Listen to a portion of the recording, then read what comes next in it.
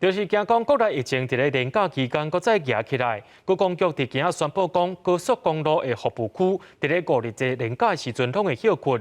高公局也会做车辆管制，控制伫咧过去年假交通量一半以下。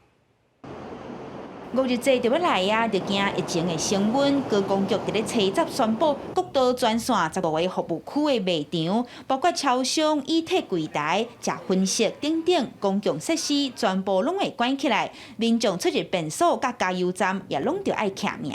也若国家公园除了会继续关，内政部也会加强巡逻，包括垦丁所有的沙坡、合欢山、主峰、太鲁阁、武岭亭等等。阳明山甲玉山、塔塔加地区国家公园的停车场也拢会关，其他的停车场车辆拢爱减4成。 也若全台湾142条的自然步道，甲81条的林道也拢无开放。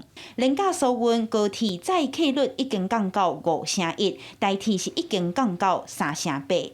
所以目前高铁的订票数是38000多张，台铁是26000多张。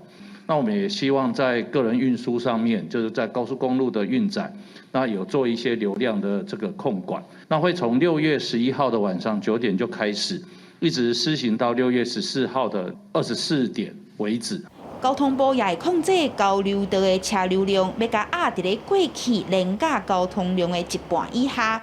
中央要是呼吁民众尽量用卡电话代替回乡过节，若真正爱转去一抓，定着爱做好自主健康监测。记者阿敏珍、林玉凯台北报道。